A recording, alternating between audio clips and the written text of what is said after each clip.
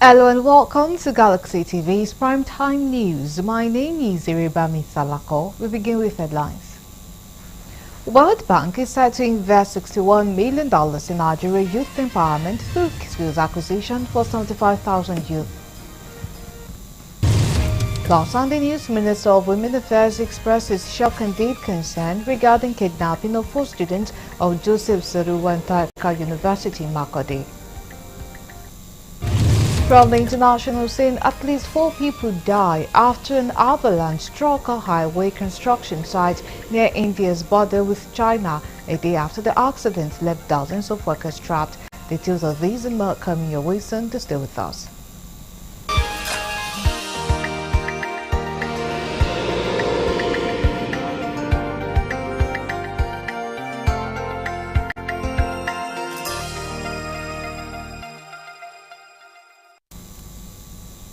Many thanks for joining us at this time. Now, details of the news.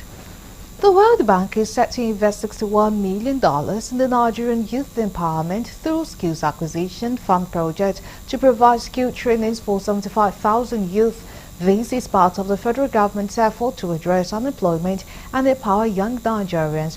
Correspondent Kolojo reports that representative of the bank, Dr. Mistura Adedoyin, while speaking during the opening session of the sensitization program in Abuja, stated that the initiative would in no small measure contribute meaningful socio-economic development in the country as well as reduce the unemployment rate in Nigeria. On that part, the national coordinator of the initiative, Blessing Eyogo, admitted that the initiative would in no small measure contribute meaningfully to the socio-economic development in the country as well as reduce the unemployment rate. The objective of IDEAS is to see how we enhance the capacity of the Nigerian skill development system to provide skills for both the informal and informal sector. And the NICAP component is focusing on youths that we call NEETs, that is youths that are not in education, employment or training. NICAP looks at using result-based contracting to provide short duration training for youth. So, and we're looking at, for this cohort that we have, we're looking at training about 75,000 trainees going forward. So, the cost of training will vary based on the trades and based on the market prices that to reduce unemployment among the Nigerian youths. The project has 4 components. Component 1 of the project is focusing on technical education, while component 2 is focusing on the informal sector. That's why we are here today, the out of school, the vulnerable, the physically challenged. Then the component 3 is focusing on technical teachers education. While component 4 is cross-cutting, we have IGF. IGF is Innovation Grant Fund. We have gender-based violence and some other aspects, NSQ, which is also, trainers are expected to provide market-relevant skills to youth, particularly the vulnerable and people with disabilities, tailored towards the need of various sectors, while also providing the legislative certification to the trainers. Discovered that in the construction industry in Nigeria, we have skills gap, that we have to start importing some artisans from neighboring West African countries. Let's try to say, no, this cannot continue. Let's set up an academy where we can train masons, train carpenters, train plumbers, train tilers, that these people will be skilled enough to give construction industry quality job that the company can speak of when they have contract. All the desire to keep the youths the desired skills so that they can make something out of their life. It's a great project, and I want to assure the World Bank and the ministry that training providers are equal to the task. We are going to do our best to ensure that we give quality training to our youth so that they can be competent in their area of specialization.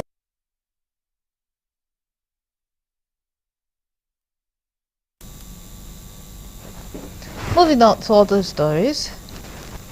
The Akwa Ibom State Council of Traditional Rulers has conferred President Bola Tinubu with the highest traditional title, Otu Ekong, or Commander-in-Chief of Akwa Ibom State. The conferment was held at the State House Abuja. The President General Ntien Solomon Netuk Okuibom Ibebio III led the chiefs. The chiefs were among the 104-member delegation led to the State House by Governor Umo Eno. Other delegation members were political leaders from different parties, including Senate President Godswill Akpabio and his wife Ekaete, religious leaders, former ministers and lawmakers, women and youth group. President Tinubu attributed the progress in Akwa Ibom State to consistency of vision and commitment to the collective development goal. The President commended the Governor Eno for his generous spirit, selflessness and broad vision. He provided strong and purposeful leadership that transformed the state quickly. He affirmed that the governor's leadership style would be an example for other political leaders.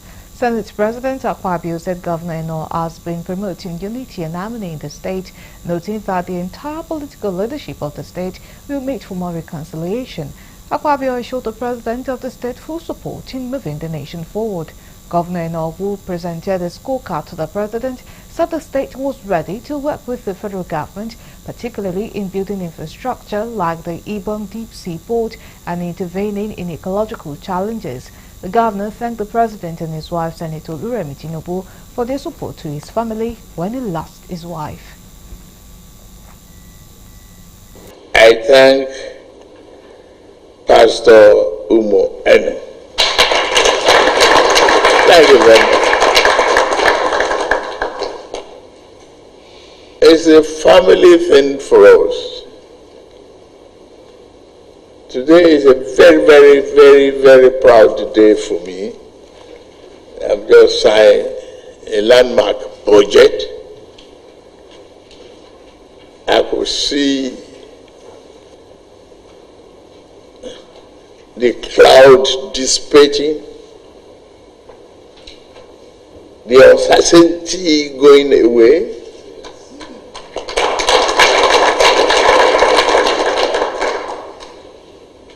The hope returning to Nigerians. I just want through this channel, through Medium, thank you for staying the course.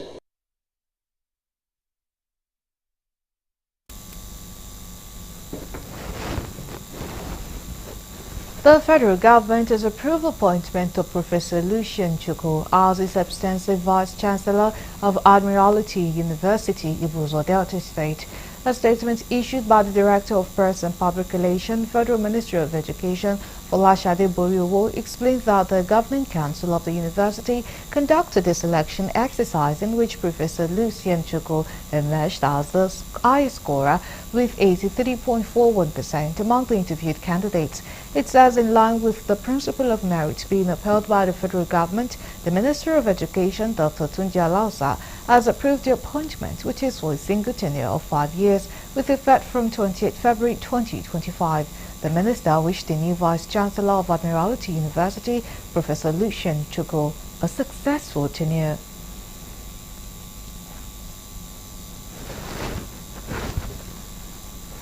The Honorable Minister of Women Affairs, Ajia Iman Sulaiman Ibrahim, has expressed shock and deep concern regarding the kidnapping of 4 students of Joseph Saruwan Tadika University, Makodi, Benue State. The minister, through our special advisor on media and publicity, Jonathan Eze, strongly condemned the heinous act and called for the immediate and unconditional release of the abducted students. She appealed to the kidnappers to consider the traumatic impact of their actions on the students, their families, and the entire university community. She emphasized that the students are innocent and deserve to be freed without harm. The minister also called on security agents to ensure the safe release of the students and urged anyone with information about the kidnapping to come forward and assist the security agencies in their investigation. She reassured the families of the abducted students that the government is committed to ensuring their safe return. She calls on all Nigerians to join her in praying for the quick and safe release of the students. The students were reportedly kidnapped while heading to study at the Aquerak Auditorium on the road linking the hostel and the College of Agriculture Extension and Communication. The kidnappers allegedly emerged from the bushes and took the students away.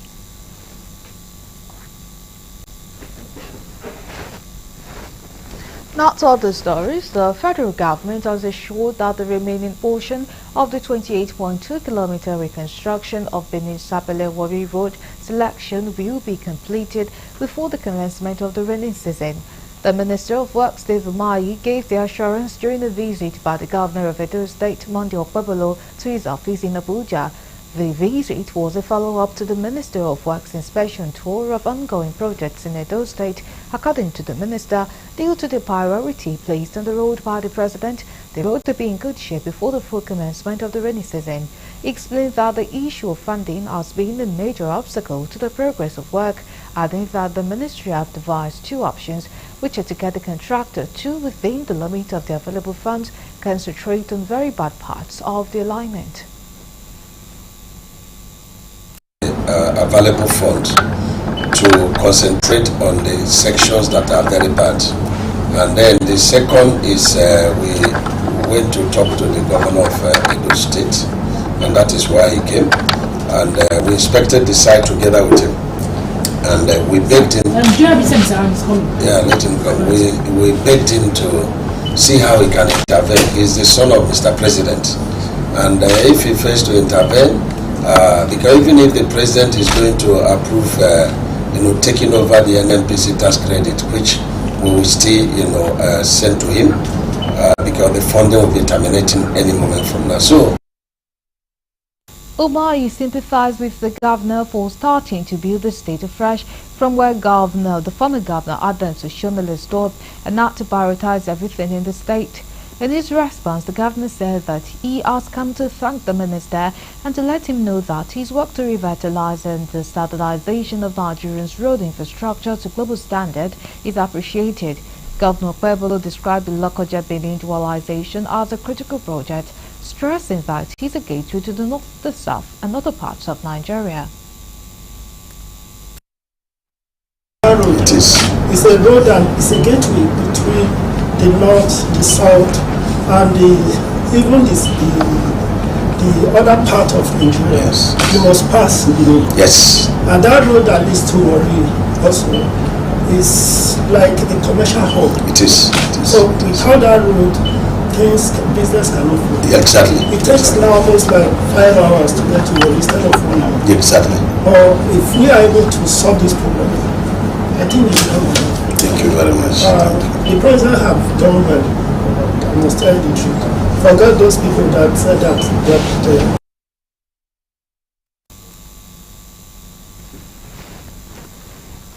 Government at all levels in Nigeria have been advised to put in place appropriate measures for the protection of rights and privileges of women with disabilities. A cross-section of speakers at a one-day training on empowering women with disabilities against abuse and exploitation emphasized the need to safeguard the lives of the vulnerable persons in the society. Correspondent Kuleojo reports the speakers stressed the need for government and other critical stakeholders to prioritize the well-being of women with disabilities against activities of criminal elements in the society, stressing that these category of persons are prone to abuse and molestation. Gender-based violence is a big issue in the lives of women and girls with disabilities due to their peculiarities and disabilities. Some wicked people tend to use it against them, especially the deaf girls. How can they share their story when they are attacked? What about someone like me in a wheelchair? How can I run and save myself whenever I'm attacked? One of the takeaway they have taken is the ability to speak up. We have a colleague that have an experience, but even among us here, she's not certain of her privacy. Should she share her story or her experience with us? So that should tell you that the society. Other participants at the training lauded the initiative and called for more of such training in order to protect and preserve women with disabilities, stressing that the society has not been fair to persons with disabilities. The essence of this training is to enlighten and to let women with disability know that they have a part to play as far as their existence in the community is concerned. They need to know, because in the world today there are a lot of stereotypes. Sensitization and awareness creation about disability inclusion in all facets of life. Many people are not aware that persons with disability, regardless their disability, can also perform and function accurately in other aspects. Okay, the training is all about giving women with disabilities the training them on how to safeguard themselves in the community, not being discriminated, how to stand for themselves, speak for themselves, and speak for the entire women with disability community. You're still on to the news on Galaxy TV. Coming up next.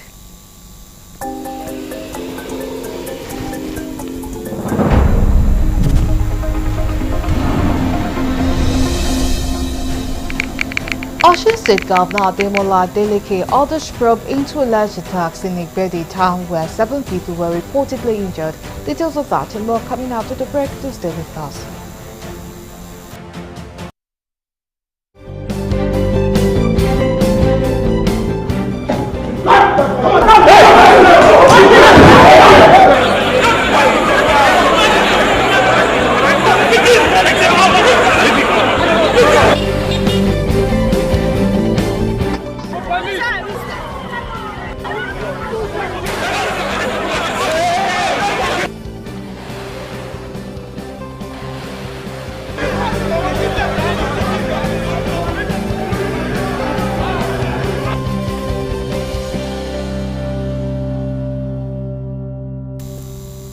We are glad to have you back. Now for more updates and latest news, please visit our website www.galaxytvonline.com.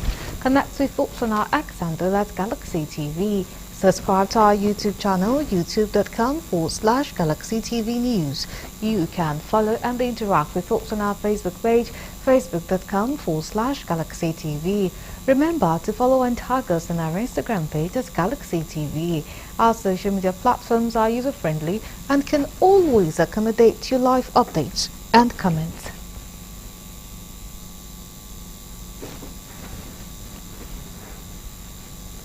Nigerian women have applauded President Bola Tinubu for his commitment to gender inclusivity following the appointment of Ms. Folashade Adekayoja as the first ever Deputy Director General of the Department of State Services. The appointment, approved in January based on the recommendation of the SS Director General Oluwatosin Adeola Ajayi, aims to enhance operational efficiency with the agency. A coalition of women-led civil society organizations visited the DSS headquarters in Abuja to commend the leadership for breaking barriers in security sector appointments. Led by the Honorable Minister of Women Affairs Ajiye Iman Suleiman Ibrahim, the delegation included representatives from National Council of Women Society, NCWS, Federation of Muslim Women Association in Nigeria (FOMWEN), Nigerian Association of Women Journalists (NAWAJ), and Association of Women in Trade and Agriculture (AWITA). Speaking at the meeting, the minister praised the decision as a testament to President Tinubu's dedication to gender balance in governance.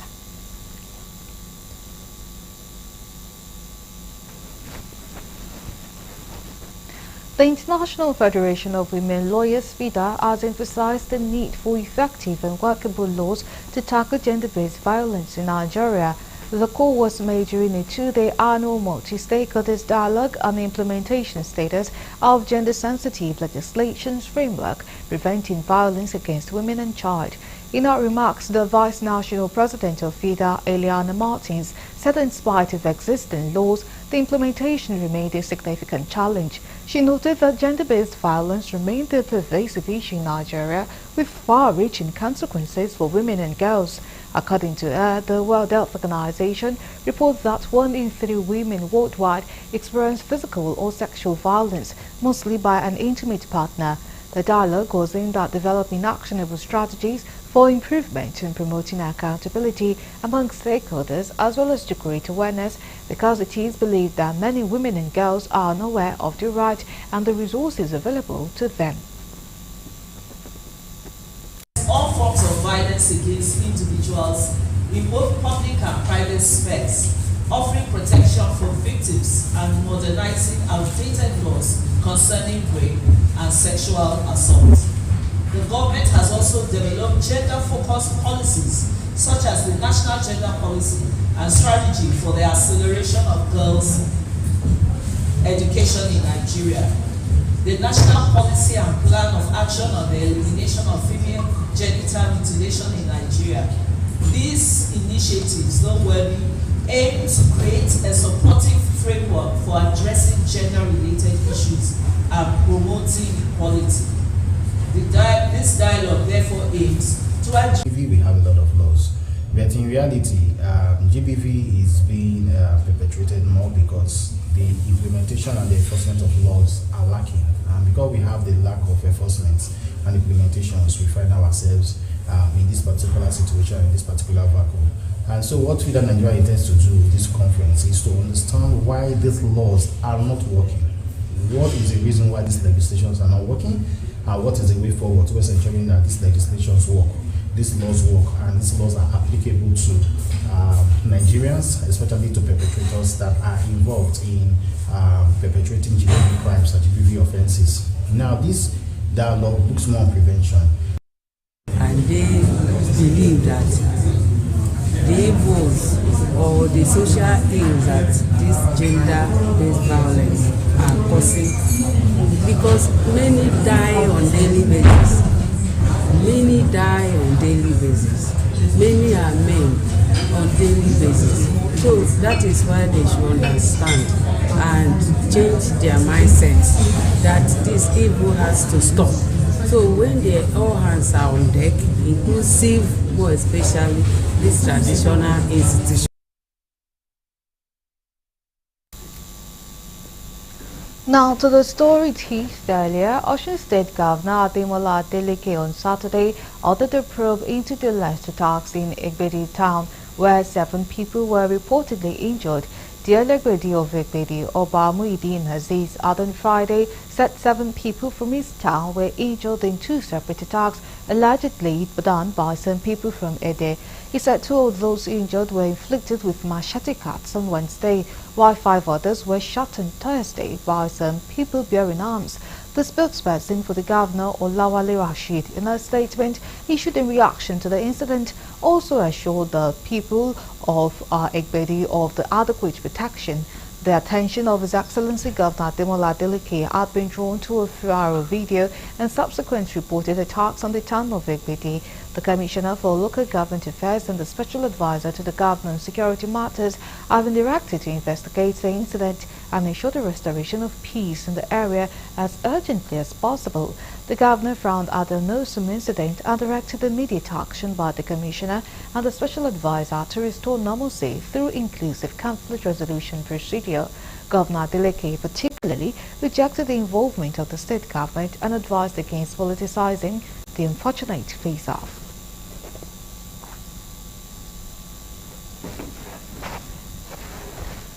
The Lagos State Police Commander has arrested at least 35 traffic robbery suspects in a series of operations conducted within a week, spanning areas from Ajah to Elemoro. Confirming the arrest on Saturday, the command spokesperson, CSP Benjamin Hundeyin, stated that the suspects were apprehended during different tactical operations in the Ajah area. Among those arrested on February 24 are Alao Oluwafemi, Adeshina Akinrinde, Odo John, Afolabi Kola, Daniel Augustine, Olalekan Kudus, Shitu Lanre, and Aziz Olalekan. Others picked up within the same week include Elayemi Moses, Oriyomi Ojo, Ismail Mubarak, Alabi Ibrahim, Bashir Umar, Nasiru Muhammad, Ashiru Sani, Babalola Ibrahim, John James, Rafiu Yakubu, and Basit Aziz. Also on the list are Adebayo Yibode, Oriyomi Williams, Shabi Lawal, Benjamin Peter, Ano Ayoade, Aminu Abubakar, Olayiwola James, Saidu Abubakar, Taiwo Fawase, Mohammed Mansuru, Abdullah Ibrahim, Uche Achoyo, Samuel Olapade, El Kamal Ibrahim, Ahmed Taufik and Jamilu Usman. Speaking on the operation, Deng explained that the arrests were carried out by tactical teams stationed in Delemoro, covering the Aja axis, including Lekki Phase 1 through to Ekpe. This was carried out by tactical teams stationed covering the axis, such as Lekki Phase 1 down to Ekpe, where they carried out this operation perpetually. Still on security, Benue State Commissioner CP Steve Yabanet has presented checks worth a total of 72 million naira to beneficiaries of the Lagos Welfare Scheme. Presenting the checks on behalf of the Inspector General of Police, Kayode Egbetokun, the Commissioner of Police, CP Yabanet, says the money cannot today replace the loved ones, but is given to families of deceased police officers to cushion the effect of death on families within the first 1 year of losing a police officer. While sympathizing with the beneficiaries, the CP advised the beneficiaries to invest these monies into businesses that will help them become self-reliant as they wait for all the benefit from the force. One of the beneficiaries expressed their appreciation to the IGP for remembering them within a short time and prayed God Almighty to bless the IGP so that he will continue to fight for the rights of police officers and their families. The Lagos State Emergency Management Agency says it has successfully contained a raging fire that engulfed sections of a story building housing Agor Medical Center of Agor Palace, Okota. The Permanent Secretary, LASEMA, Dr. Olufemi Okeosonyintolu, disclosed this in a statement in the early hours of Saturday. Okeosonyintolu noted that the agency activated the state's emergency response plan and its response team from Oshodi following distress calls received on emergency toll-free lines at 6:29 p.m. on Friday. Upon arrival at 6:50 p.m., LASEMA's eager response team discovered that sections of a story building, which housed a hospital, was being gutted by fire. At the address, preliminary investigations conducted by LASEMA's eager response team revealed that the immediate cause of the inferno was a power surge, which led to a spark. When public electricity power supply was restored, Okeosonyintolu said. He said that no lives were lost nor injuries recorded due to the incident. He noted that the fire was being contained through collaborative effort to LASEMA Response Team Fire Unit and other responders to prevent it from spreading to adjoining buildings in the area.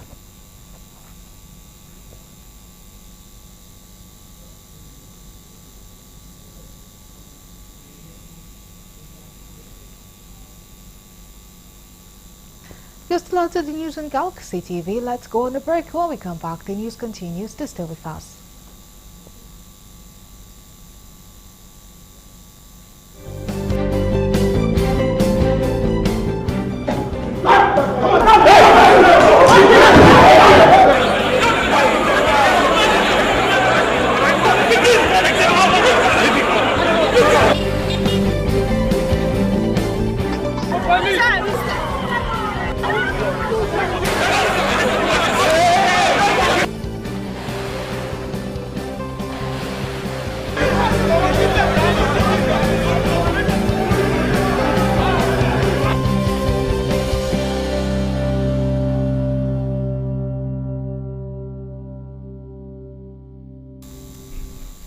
Thank you for staying with us. Now moving on with the rest of the stories.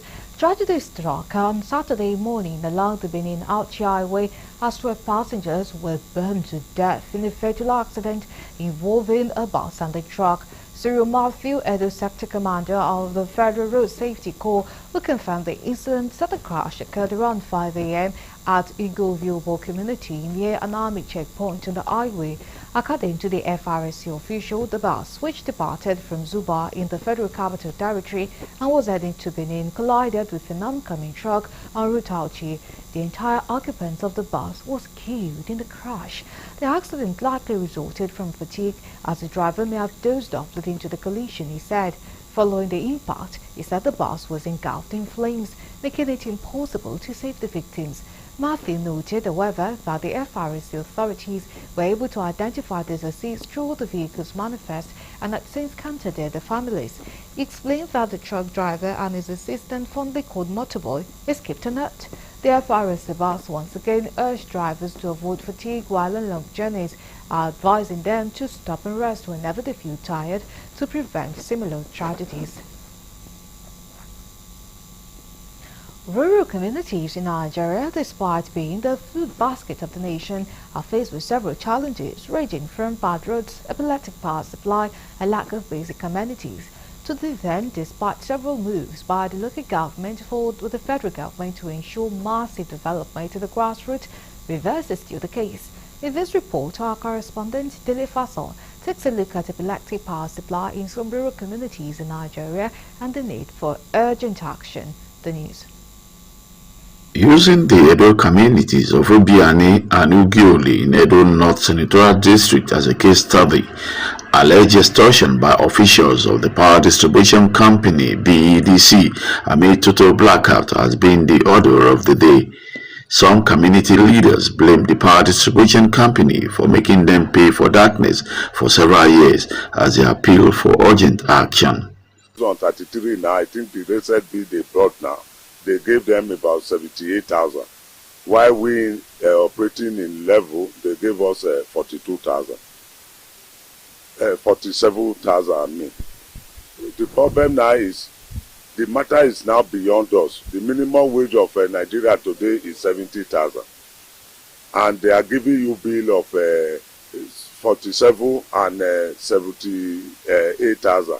I think when you are operating on 30, you go and borrow 8,000 to complete your money to pay to NEPA. We are calling on the relevant authority, like the chief of staff, the House of Assembly representing us in constituency in 1, then our senator, both the House of Rep, they should come to our rescue. They increase most every month they increase the bill, and we are not able to join the line because we have problem with the step down. And the step down, they order how to do it by ourselves. We spend more work to 20 million to do it. The RMU is giving us problem. They say we should go and put it right again. Upon doing this one, when they are not able to enjoy the life, they are still telling us to go and pay bill that we will not consume. From 25,000 to 37,000 to 47,000 now. And this we have no tangible government company or the bigger company that is actually that we are going to raise money to pay them. Most of us are farmers here. Every time because they increase the bill, we manage to pay the next month they increase the bill again.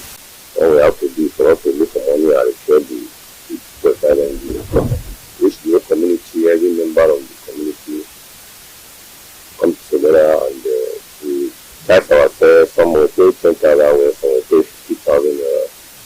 We're able to raise about 12.5 million to do the repair of the transformer.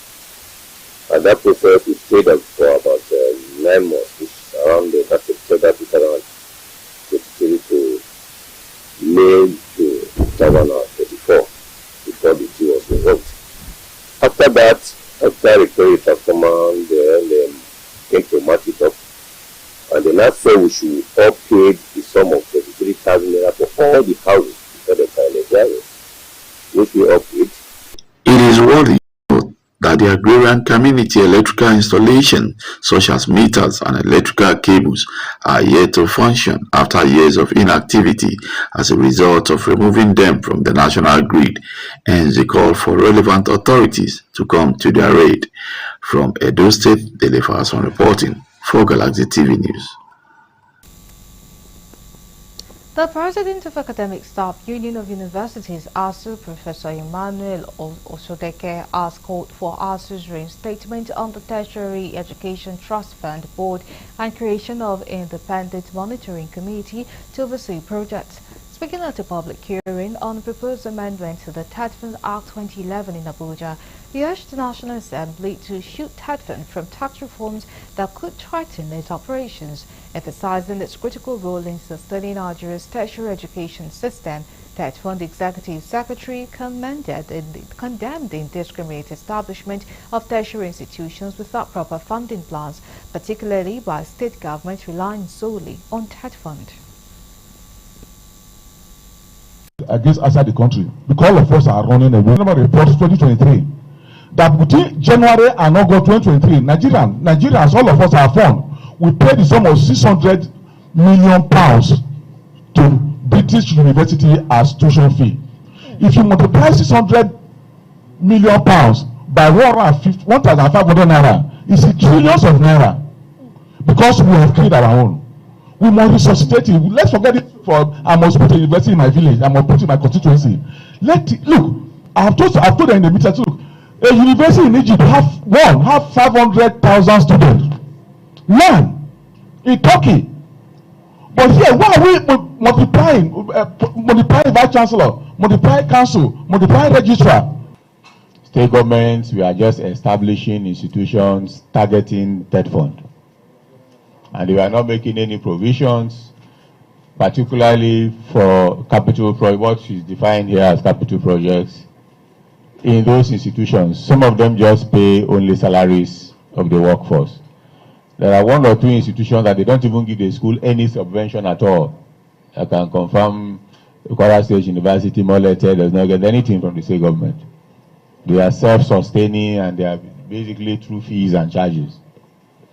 So, TED Fund took measures, and it's important to say this, that to cure some of the issues that we are seeing as the basis for this bill.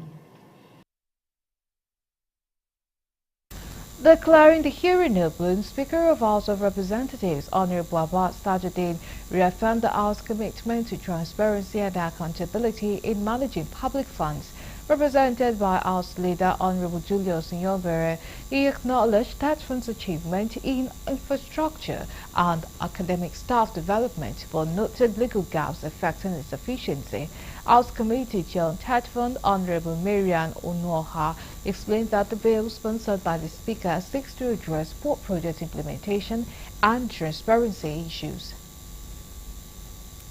On a bill for an act to amend the Tertiary Education Trust Fund Act of 2011 to provide for additional conditions for assessing the funds for capital projects by beneficiary institutions and for related matters.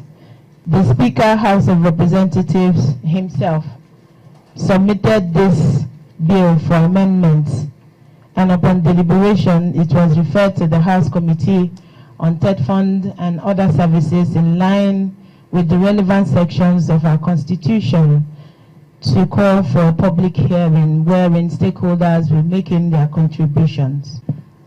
I am delighted to join you at this public hearing convened to collate valuable inputs from critical stakeholders and members of the public on proposed amendments to the Tertiary Education Trust Fund Act 2011. The amendments are meant to, quote, provide for additional conditions for assessing funds for capital projects by beneficiary institutions and related matters, unquote. The total overhead for any university that is appropriated cannot pay the running cost bill of that university for 1 month. It cannot. For 1 month, it cannot. So that is where that is the challenge, because now the challenge of running an institution is not capital projects alone. It's the cost of running, because what a lot of people don't really understand is that the education is very costly. It's cost to run, whether we like it or not, and someone must pay for that cost.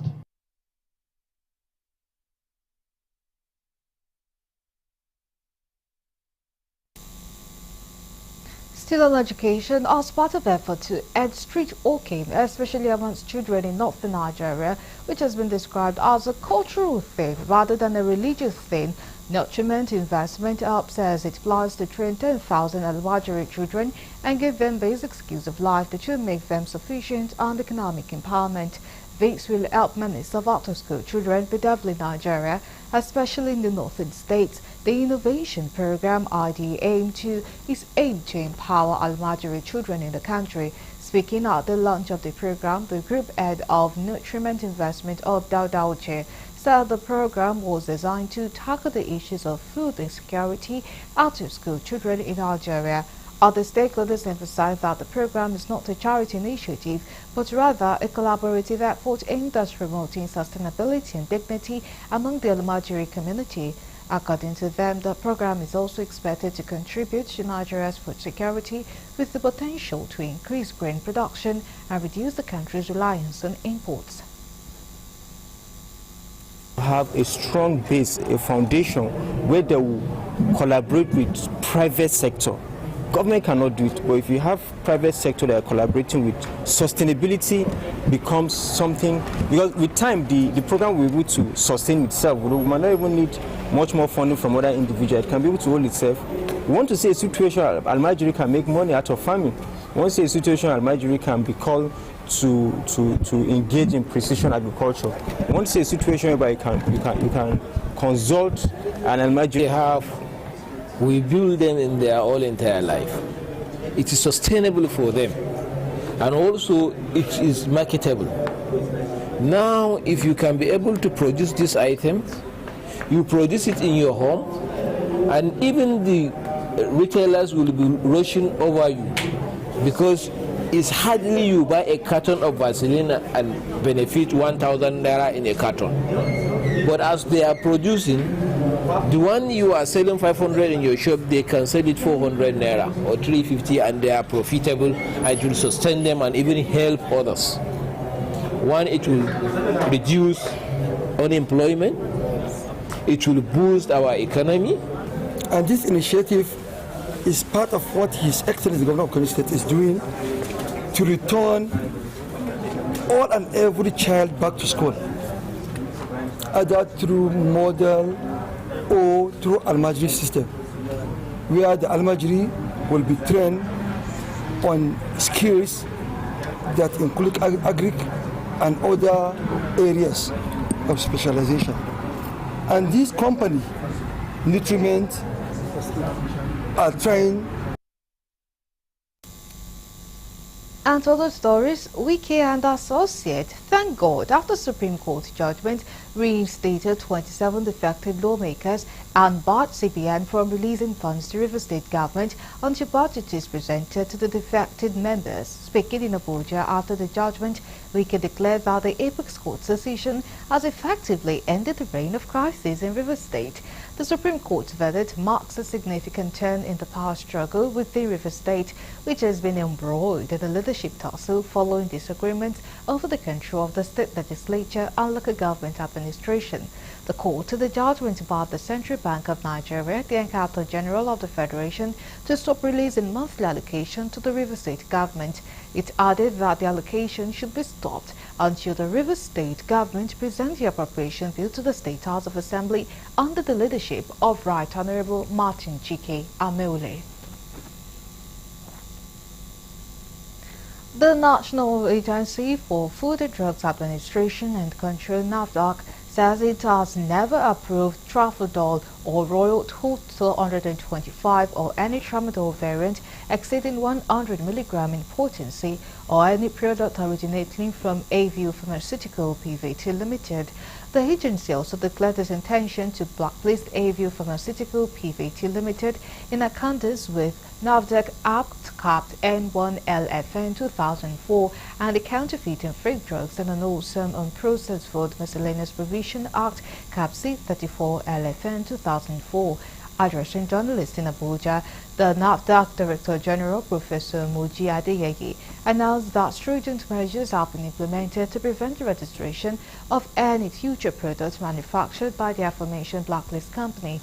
Adeyeye consequently urged the general public to rally behind NAFDAC's campaign against counterfeit, substandard and falsified pharmaceutical products. She further admonished Nigerians to refrain from utilizing unregistered products and consuming medications without the appropriate prescription from certified medical practitioners. Company named Avio Pharmaceuticals, based in the outskirts of Mumbai, India, managed by Mr. Vinod Sharma, is involved in the production, sale, and exportation of a range of addiction pills containing a harmful mix of tapentadol, a powerful opioid, and carisoprodol, a banned muscle relaxant with addictive properties that can cause overdose or death. Now we move to the international desk for more news.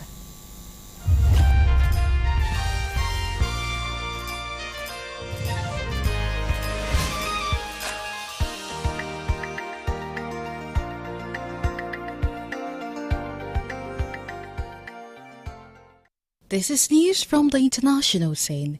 At least 4 people have died after an avalanche struck an highway construction site near Indian border with China, the Indian Army said. A day after the accident left dozens of workers trapped.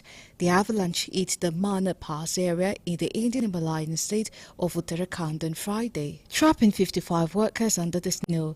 By Saturday, rescuers managed to pull out 50 people, but 4 later succumbed to their injuries, according to an army statement.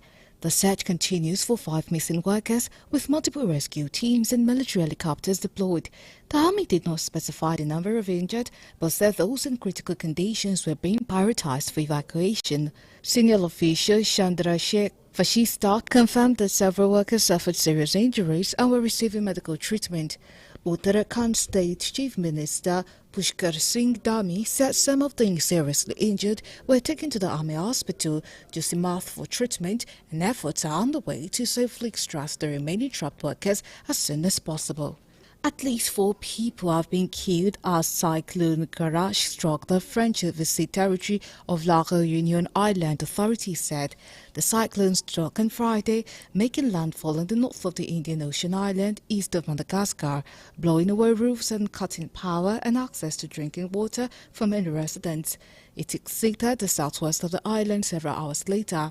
French Weather Office Météo France said, adding that the worst of the storm has passed. A red alert ordering the population to stay indoors was lifted on Saturday morning after Garance was downgraded to severe tropical storm. The body of a man was found trapped under a tree in the capital, Saint-Denis, authorities said on Saturday. The other victims, 2 women and a man, were carried away by flash flood, trapped in a mudslide, or killed by an electrical fire. Around 160,000 people were without electricity, while more than 950 were staying in temporary accommodation centers on Saturday. More than 310,000 residents had no access to drinking water, and nearly 140,000 were without internet access. During the passage of the cyclone on Friday, Météo France recorded winds of up to 230 km per hour in Piton-Saint-Rose of the island's eastern coast. The Kurdistan Workers' Party PKK has declared it will implement a ceasefire with Turkey, in a call from its joint leader Abdullah Öcalan to disarm.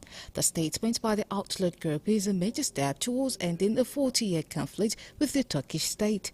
On Thursday, Öcalan made a historic call from President for the party to lay down its arms, dissolve itself and end this decade-long conflict with the Turkish state. The PKK said it hoped Ankara would release Öcalan, held in isolation since 1999, so that he could lead the disarmament, adding the political and democratic conditions need to be established for the process to succeed. The statement did not specify a timeline for the group to disband. The government's first response to the ceasefire came from Vice President Cevdet Yilmaz. A new phase has been entered towards the goal of a terror-free Turkey. We hope that this opportunity will persist. This effort should be concluded quickly and successfully. The PKK, designated a terror group by Turkey, the United States and the European Union, has waged an armed uprising since 1984 with the aim of carving out a homeland for Kurds, who account for about 20% of Turkey's 85 million people. Still on the international scene, a jury in the U.S. state of Illinois has convicted a man of murder and hate crime charged for the October 2023 stabbing death of a 6-year-old Palestinian-American boy. Joseph Kuzba, 73, was found guilty on Friday, faces life in prison when he sentenced in May for a murder that prosecutors said was prompted by anti-Muslim hatred and also left the boy's mother critically injured, as stated in court records. The mother of the boy, Wadi Al-Fayumi, and the attacker of his mother, Anand Shine was one of the earliest and worst hate crime incidents in the US since the start of Israel's war in Gaza. Kuzba, who was the landlord of Shahid and her son, stabbed the boy 26 times using a military-style knife with a 7-inch serrated blade, authorities said. Shahid suffered multiple stab wounds in the attack that occurred in Plainfield Township, about 64 kilometers southwest of Chicago.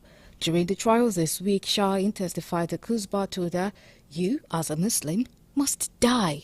Ukrainian President Volodymyr Zelensky will meet British Prime Minister Keir Starmer as most of Europe lies behind Kyiv after Zelensky public clash with United States President Donald Trump. Starmer's office said they would meet Zelensky in London on Saturday before a wider summit of European leaders on Sunday, which Downing Street said will focus on shoring up support for securing a just and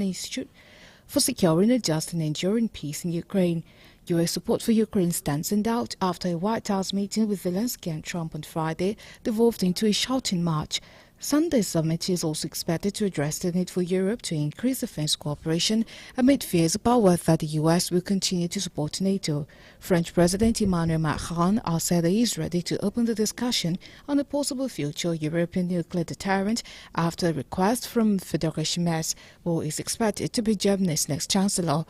Merz has stressed the need for the continent to move quickly to achieve independence from the U.S. on defense matters. Lastly, on the international scene, as the first phase of the Israel-Hamas ceasefire in Gaza draws to a close, negotiations in an exchange aimed at securing a permanent truce have so far been inconclusive. Hamas on Saturday rejects Israel's formulation of extending the first phase of the ceasefire instead of proceeding to the second phase as originally planned, calling it unacceptable.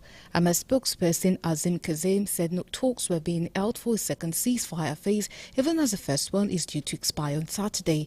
Kazim said Israel bears the responsibility for not starting second phase negotiation, accusing it of wanting to recover the remaining captives from